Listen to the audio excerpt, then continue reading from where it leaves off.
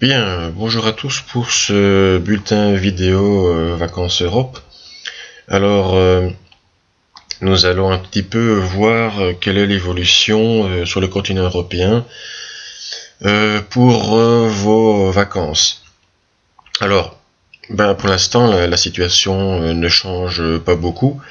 Donc, nous avons toujours un bel anticyclone qui est situé donc sur l'ouest du continent, donc on le voit très très bien ici, et il protège une grande partie du continent, c'est-à-dire toute la zone ouest et évidemment le bassin méditerranéen, et vous avez les perturbations qui circulent donc sur son flanc nord.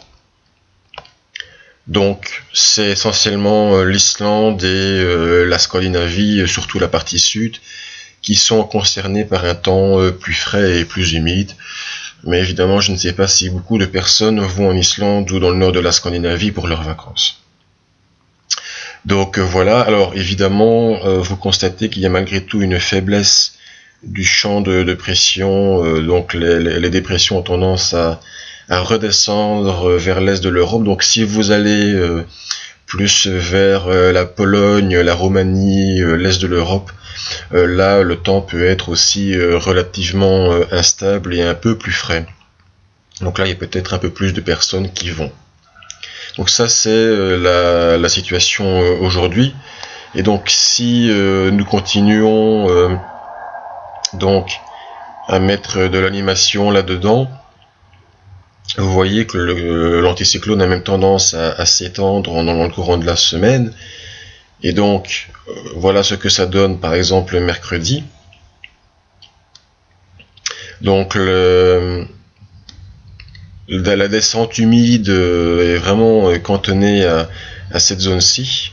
On la voit assez bien. Et l'anticyclone a même tendance à gonfler vers le nord, repoussant vraiment les dépressions encore plus au nord. Donc avant, le sud de la Scandinavie pouvait éventuellement trouver un temps relativement humide, mais maintenant les dépressions passent encore plus au nord.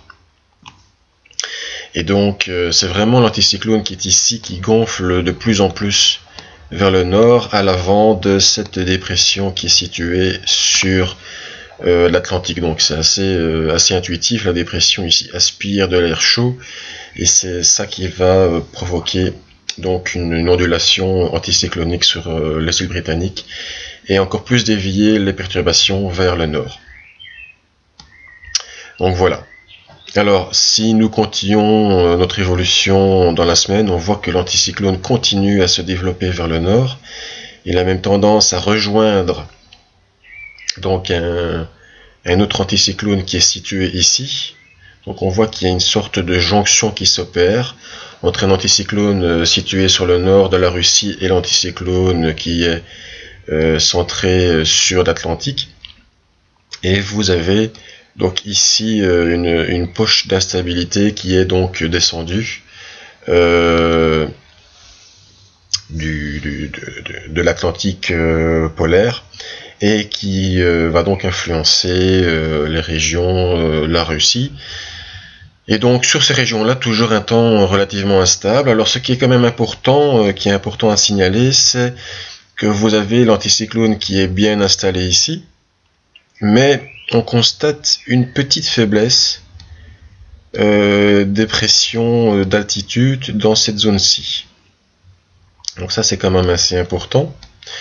Et je voudrais vous montrer maintenant la carte des précipitations pour vous montrer que tout ceci n'est pas vraiment évident. Donc, vous voyez que dans le courant de la semaine, des orages vont se former, notamment sur la France. J'ai un petit peu laissé donc les traits discontinus ici. Vous voyez qu'il y a des orages qui se forment donc dans le courant de la semaine sur la France. Ils pourraient même influencer et déborder sur le sud-est de notre pays. Donc, ce serait essentiellement, on voit jeudi, éventuellement que ça pourrait déborder sur le sud du pays, mais ça c'est encore un peu compliqué. Et donc, ceux qui vont dans le sud de la France, eh bien, pourraient éventuellement être affectés par des orages. Maintenant, vous voyez bien, fin de la semaine, des cellules orageuses, et puis surtout la zone d'instabilité qui est centrée sur donc la Biélorussie et l'ouest de la Russie, et même aussi un petit peu le sud de la Scandinavie.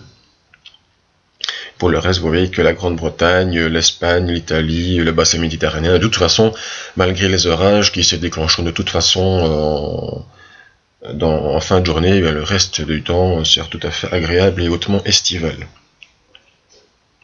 Donc voilà pour ce bulletin Vacances Europe de cette 3e semaine de juillet.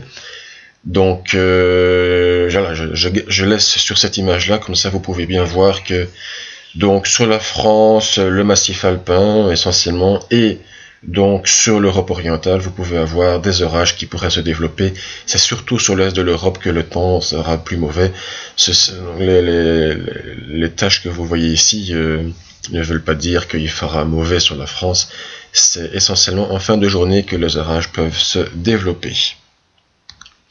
Et je ne pouvais pas terminer ce bulletin en souhaitant un bon anniversaire à Mickaël, notre collaborateur.